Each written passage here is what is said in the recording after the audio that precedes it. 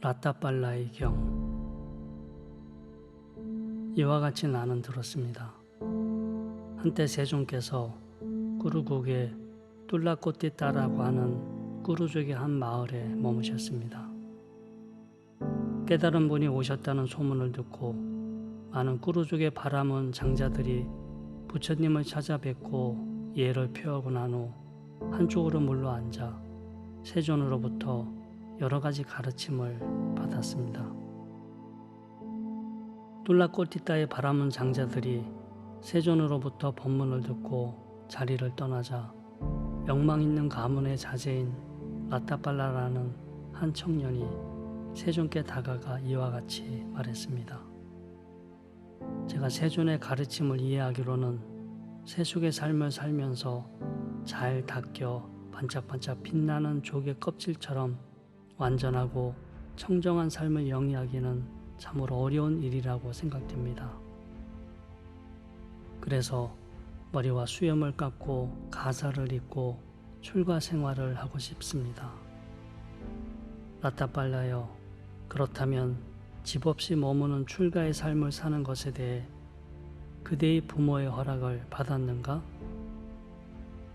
세존이시여, 저는 아직 출가하는 것에 대하여 부모님의 허락을 받지 않았습니다. 라타팔라여, 열애는 부모의 허락을 받지 않은 자의 출가를 허용하지 않는다. 세존이시여, 그렇다면 저희 부모님이 저의 출가를 허락하는 데 필요한 일들을 하도록 하겠습니다. 라타팔라는 자리에서 일어나 세존께 인사드린 후 집으로 가서 부모님께 출가 의사를 밝혔습니다. 그러자 그의 부모는 이와 같이 말했습니다. 사랑하는 라타팔라여, 너는 우리의 유일한 아들이다. 원하는 것 다 해주고 정성스럽게 편안하게 너를 키웠다. 너는 그 어떤 괴로움도 모르고 자랐다. 그냥 먹고 싶은 건 먹고 마시고 싶은 건 마시고 놀고 싶은 대로 놀면서 감각적인 즐거움을 누리면서 공덕을 쌓으며 살거라. 우리는 절대로 너의 출가를 허락하지 않을 것이다. 죽어도 너를 떠나게 하지 않을 것이다. 라타팔라는 몇 번을 부모에게 간청했지만 부모는 절대로 그의 출가를 허락하지 않았습니다.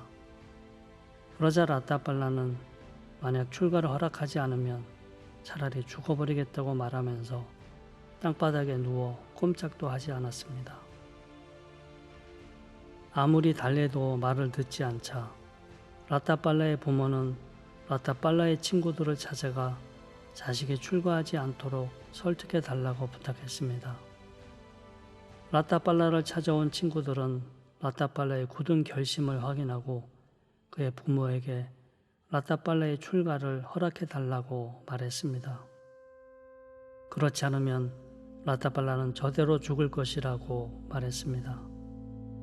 만약 출가를 허락한다면 출가했더라도 그를 볼 수 있으며 혹시 마음이 바뀌면 다시 집으로 돌아올 수 있다고 말하자 라타팔라의 부모는 할 수 없이 출가를 허락했습니다. 단 출가한 뒤에 반드시 부모를 방문해 달라는 조건을 달았습니다. 부모의 허락을 받은 라타팔라는 세존을 찾아가 출가하여 구족계를 받았습니다. 세존께서는 한동안 꾸르국에 머무시다가 사와티시에 기원정사로 돌아오셨습니다. 세존을 따라 기원정사에 머물며 열심히 정진하던 라타팔라 스님은 얼마의 시간이 흐른 후 출가 수행의 목적인 완전하고 청정한 삶을 성취해 다시 태어나는 일이 없는 경지에 이르렀습니다.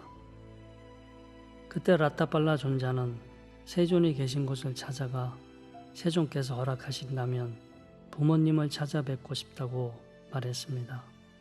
세존은 라타팔라 존자의 마음이 다시 세속의 상태로 돌아가지 않을 것임을 꿰뚫어 보시고 떠나고 싶을 때 떠나도 된다고 허락하셨습니다. 라타팔라 존자는 이 마을 저 마을 유행하면서 고향인 툴라꼬띠따라는 도시로 향했습니다. 고향 마을에 도착한 그는 이른 오전에 바루를 들고 둘라꼬티타 도시의 집들을 차례차례 탁발하면서 마침내 자신의 부모님 집에 이르렀습니다. 그때 집 안에서 수염을 깎고 있던 존자의 아버지는 삭발 승들 때문에 소중한 자신의 아들이 출가를 했다며 존자의 얼굴은 보지도 않은 채 갖은 욕을 하며 썩 물러가라고 했습니다. 아무 대꾸 없이 묵묵히 집을 나온 라타팔라 비구는 집의 하녀가 전날 남은 보리죽을 버리려 하자 버릴 거면 자신의 바루에 담아 달라고 했습니다. 하녀는 탁발하고 있는 비구 스님이 주인의 아들임을 알아보고 얼른 가서 주인에게 알려주었습니다. 라타팔라 존자의 아버지는 놀라서 얼른 뛰쳐나와 라타팔라 존자를 찾았습니다. 그때 라타팔라 존자는 성벽 옆에 앉아 바루에 든 보리죽을 먹고 있었습니다. 존자의 아버지는 왜 전날 먹고 남은 보리죽을 먹고 있냐고 얼른 집으로 가자고 했습니다. 그러자 라타팔라 존자는 이와 같이 말했습니다. 장자시여, 집 없이 머무는 출가의 삶을 사는 자에게 어떻게 자기의 집이 있겠습니까? 장자시여, 저는 집 없이 머무는 사람입니다. 방금 전 그대의 집으로 갔었습니다만 공양은 얻지 못하고 욕만 잔뜩 얻어먹고 왔습니다. 집에 가서 다시 공양을 하자는 아버지의 요청에 존자는 오늘의 공양을 마쳤다며 승낙하지 않았습니다. 할 수 없이 라타팔라 존자의 아버지는 다음날 공양 대접을 요청했고 존자는 침묵으로 수락했습니다. 집으로 돌아온 라타팔라 존자의 아버지는 라타팔라 존자의 전 부인들에게 내일 라타팔라가 오니 예쁘게 치장하고 사랑스럽게 보이도록 시켰습니다. 그리고는 다음날 올 라타팔라 존자를 위해 온갖 진수성찬을 준비했습니다. 다음날 때가 되자 존자는 공양을 위해 부모의 집으로 왔습니다. 존자께서 자리를 잡고 앉자 라타팔라의 아버지는 쌓아놓은 많은 금은 보화를 보여주면서 이것이 다 그대의 재산이니 이 재산으로 원하는 대로 즐기고 공덕을 쌓을 수 있다고 하며 환속을 권유했습니다. 그러자 라타팔라 존자는 이렇게 말했습니다. 장자시여, 그대가 만약 내 말대로 할 것이라면 차라리 이 금은 보화들을 겐지스강에 갖다 버리십시오. 이것들 때문에 우울, 슬픔, 고통, 근심, 불안이 생겨납니다. 그때 라타팔라 존자의 옛 아내들은 라타팔라 존자의 발을 움켜쥐고 이렇게 물었습니다. 서방님, 도대체 선녀들이 얼마나 아름답기에 그 선녀들을 만나기 위해 출가 생활을 하십니까? 보살님들이여, 하늘의 선녀를 만나려고 출가 생활을 하는 것은 아닙니다. 자신들을 보살님이라고 부르자 전 부인들은 울면서 기절하고 말았습니다. 라타팔라 존자는 음식을 주려거든 자신을 더 이상 괴롭히지 말고 어서 음식을 달라고 했습니다. 공양을 마친 존자는 법문으로써 이와 같은 개성을 읊었습니다. 예쁘게 잘 꾸며진 이 몸은 상처들의 덩어리이고 괴로움 덩어리이며 욕망의 대상이며 견고하지도 않고 머물러 있지도 않는 것이라고 바라보십시오. 보석과 장신구로 예쁘게 꾸며진 이 몸은 결국 뼈에 가죽이 덮여 있는 것일 뿐이라고 바라보십시오. 발은 해나로 염색하고 얼굴은 분칠을 하여 어리석은 사람을 유혹할 수는 있어도 열반을 구하려는 자는 유혹할 수 없습니다. 8갈래로 머리를 따고 눈에 색색의 연고를 발라서 어리석은 사람을 유혹할 수는 있어도 열반을 구하려는 자는 유혹할 수 없습니다. 새로 색칠한 단지처럼 부정한 이 몸을 예쁘게 꾸며서 어리석은 사람을 유혹할 수는 있어도 열반을 구하려는 자는 유혹할 수 없습니다. 사냥꾼이 덫을 놓았지만 사슴은 덫에 걸리지 않습니다. 사냥꾼은 슬퍼하지만 사슴은 먹이만 먹고 갈 뿐입니다. 그리고는 자리에서 일어나 라타팔라 존자는 꼬라비아 왕의 미가짜라 동산으로 가서 휴식을 취했습니다. 왕의 정원을 관리하는 신하가 왕에게 라타팔리 존자께서 미가짜라 동산에 와 계신다고 아뢰자 꼬라비아 왕은 존자께 공양을 올려야겠다고 하면서 존자가 있는 미가짜라 동산으로 찾아왔습니다. 존자를 찾아온 꼬라비아 왕은 준비된 자리에 앉아 존자께 이렇게 물었습니다. 라타팔라 존자시여, 사람들은 보통 다음과 같은 4가지의 쇠망을 겪기 때문에 출가를 선택합니다.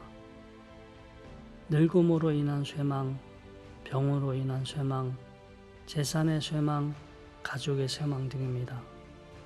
그러나 라타팔라 존자는 젊고 건강하고 부유하며 많은 친족들이 있습니다. 도대체 존자께서는 무슨 연유로 출가하게 되었습니까? 대왕이시여, 저는 잘 알고 보는 분, 거룩하고 올바로 원만히 깨달으신 분인 세존께서 설하신 4가지 간략한 가르침을 듣고 보고 알았기에 출가를 선택하였습니다. 그 4가지는 이렇습니다. 첫째, 이 세상은 고정되어 있지 않고 늘 흘러간다. 둘째, 이 세상은 피난처도 없고 보호자도 없다.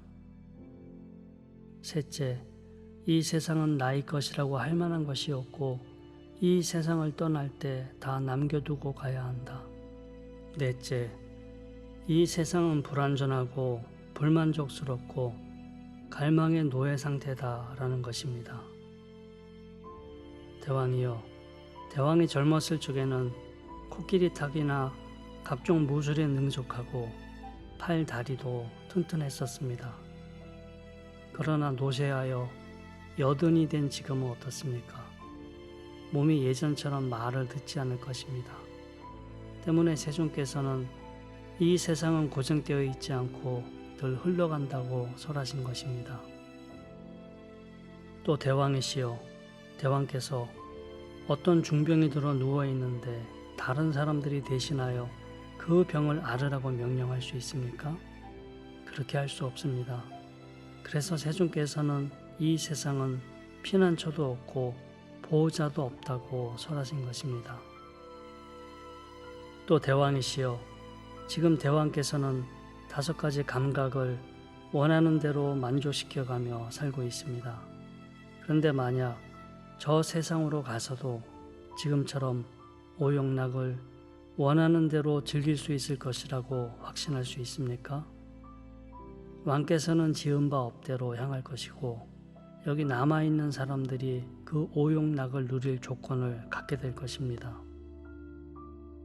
그래서 이 세상은 나의 것이라고 할 만한 것이 없고 이 세상을 떠날 때 다 남겨두고 가야 한다고 설하신 것입니다. 또 대왕이시여, 어떤 사람이 와서 지금 동쪽, 서쪽, 남쪽, 북쪽에 많은 보화가 있고 많은 여인들이 있는데 원한다면 왕께서 그곳을 정복해 다스릴 수 있다고 말한다고 합시다. 왕은 어떻게 하시겠습니까? 저는 그곳을 정복하고 다스릴 것입니다. 그렇습니다. 이렇게 나이를 먹고 노쇠해도 만족하지 못하고 가래의 노예로 살게 됩니다. 때문에 세존께서 그렇게 말씀하신 것입니다. 그리고 나서 라타팔라 존자께서는 다음과 같이 개성으로 말씀하였습니다. 내가 세상에 부유한 사람들을 보건대 많은 재산을 얻어도 무명 때문에 잘 보시하지 않습니다. 욕심으로 재물을 쌓아두고 점점 더 감각적 만족을 열망합니다. 왕은 무력으로 땅을 정복하고 바다에 이르는 곳까지 다스리지만 그것에 만족하지 못하고 바다 저편을 열망합니다. 왕뿐만 아니라 다른 많은 사람들도 가래에서 벗어나지 못하여 욕망을 다 채우지 못하고 죽음을 맞이하니 세상의 감각적 욕망에는 만족이 없습니다. 친지들은 머리를 풀어 헤치고 사랑하는 사람이 죽었다고 울부짖으며 수의로 그 시신을 싸서 화장합니다.